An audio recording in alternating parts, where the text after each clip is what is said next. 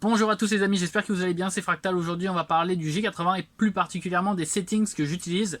Cet appareil photo c'est mon deuxième modèle, j'en ai déjà noyé un et bon ça fait peut-être 3 ans que j'ai un G80 et que je l'utilise, et c'est du coup si j'en ai racheté un c'est parce que je suis assez convaincu que niveau rapport qualité-prix c'est le mieux qu'on peut trouver, en tout cas pour mes besoins, parce que je fais pas mal de vidéos et quand je faisais mes premières vidéos la stabilisation était pas ouf et du coup celui-là corrige le tir plutôt bien. Alors pour les settings j'utilise tout le temps le même style colorimétrique, c'est-à-dire je me mets en natural et après je me mets en contraste -5, en sharpness -5, en noise reduction -5 et pour la saturation à 0. Ça me permet d'avoir la meilleure qualité je trouve en sortie, qui peut être en plus améliorée en post-production, et ces settings sont spécialement en priorité pour la vidéo pour moi, parce que ce que je préfère le plus c'est faire des vidéos et après faire de la photo. Alors ça va vous surprendre peut-être, mais je shoot du JPEG.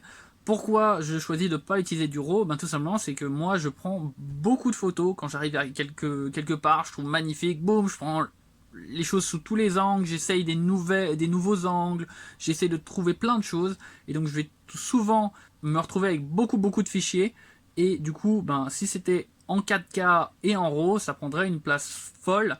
Donc pour un week-end ou pour un voyage d'une semaine ça va, mais dès que je pars 6 mois, 1 an dans un pays, là j'ai besoin de pouvoir tout simplement backuper mes cartes SD rapidement le soir sur un petit disque dur, et que ça prenne pas des heures et que ce soit pas une galère à manager. Et en vrai, vu mon niveau de photo, de retouche photo, avec des JPEG en qualité maximum, j'arrive à faire les retouches que je veux.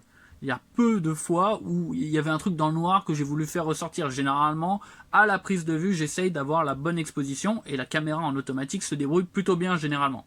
Au pire, vous appuyez sur cette petite touche là, donc c'est FN1, et vous pouvez changer l'exposition, ou même faire du bracketing. Comme ça vous prenez cette exposition et puis à la fin en poste vous choisissez la meilleure. Alors niveau setting, parce que c'est ça le nerf de la guerre, du coup comme je l'ai dit on est en JPEG, mais voilà, j'ai des modes C1, C2, 1, C2, 2, C2, 3, et le mode je vais appeler manuel, qui est le mode par défaut qui est sur toutes les molettes. Donc qu'est-ce que je mets en C1? En C1 je fais des photos JPEG. Je prends des vidéos en 60 images secondes 1080p, c'est mon mode par défaut et ça me permet de faire des ralentis. Après C2.1, c'est le mode où la caméra est en mode silencieux, ça me permet de prendre des photos plus discrètement dans les musées quand on n'a pas le droit, ou dans la rue pour pouvoir faire des portraits, etc. un peu en mode discret. Même si avec une grosse caméra, en vrai, des fois il vaut mieux prendre un téléphone. Après, je prends du coup, je filme en 1080p 24 images secondes. Pourquoi? Alors déjà c'est le mode cinématique de base, donc c'est quand je parle par exemple là, 24 images secondes c'est largement suffisant, je vais pas faire du slow motion quand je vais parler, et la nuit quand je vais pouvoir prendre quand je vais vouloir prendre des vidéos, tout simplement 24 images secondes, ça va permettre de plus que doubler la lumière, et donc de pouvoir avoir des plus belles images, des plus belles vidéos même de nuit.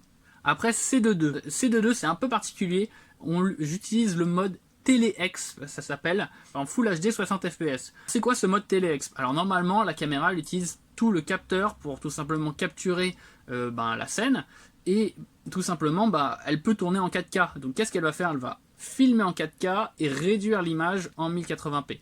Mais on peut lui dire non, juste prends un tout petit bout du capteur et fais-moi une image 1080p à partir de ça. Et ça permet du coup d'avoir un super zoom. Et donc moi j'utilise alors je vais vous dire, j'utilise un 1440, donc c'est du micro 4 tiers, donc ça fait du 24 280, c'est pas compliqué, il faut multiplier par 2, en équivalent full frame. Et si je veux aller plus loin que 280, ce qui arrive souvent par exemple quand il y a des animaux, je peux tout simplement activer ce Télé-Exp là et avoir un zoom encore bien fou. Je sais pas de combien c'est, mais je dirais au moins x2 sur l'image, donc c'est vraiment bien, ça permet de, la dernière fois on était dans les Dolomites, et avec ça je pouvais prendre des photos, des vidéos d'une marmotte ou d'un chamois qui était vraiment au perché quoi. Enfin le C2-3, c'est mon mode, là c'est le mode caméra, c'est-à-dire qu'on ne peut pas prendre de vidéo avec ce mode, et c'est mon 24 images 4K. Alors pourquoi ce mode? Le 24 images 4K, attendez, j'ai plus de lumière là, mes écrans se sont éteints. Pourquoi le mode 24 images 4K? Bah exactement, là c'est simple, c'est quand je vois un plan qui me plaît particulièrement, que je trouve magnifique, que j'ai envie de capturer avec la plus belle qualité, bah tout simplement je me mets en mode le plus cinématique 4K pour voir quand je vois un truc qui vraiment, ok, je suis prêt à mettre un fichier de 7 Go sur la carte SD. Parce qu'il faut réaliser que le 4K, on pense que c'est 4 fois plus grand que le 1080p, mais c'est 8 fois plus grand parce que c'est cubique, donc ça monte au carré. Et enfin, on a le fameux mode manuel où je me peux mettre en P, en M, en S, en A. Et là, généralement, je suis en 4K 24 fps, donc la meilleure qualité vidéo, et je shoot en RAW, parce que généralement, quand je sors de mes modes C1, C2.1, C2.2 et C2.3, c'est que je veux faire quelque chose de très particulier, et donc je préfère prendre la meilleure qualité possible pour prendre cette photo, parce que je suis en train de faire un truc un peu tricky. J'espère que ça vous aura aidé. Moi, ça fait 2 ans que j'utilise ces réglages, que je les ai raffinés, et je suis arrivé là. J'ai mis beaucoup de temps, notamment à trouver le mode Tele-Exp, à les regarder, c'est vraiment intéressant, ça permet vraiment de booster le zoom de votre appareil photo, et c'est encore en train de changer, évidemment, mais voilà, j'espère que ça vous aidera dans vos recherches, et que vous comprenez mieux pourquoi j'ai fait ces choix. Je vous fais des gros bisous, prenez soin de vous, allez, plus.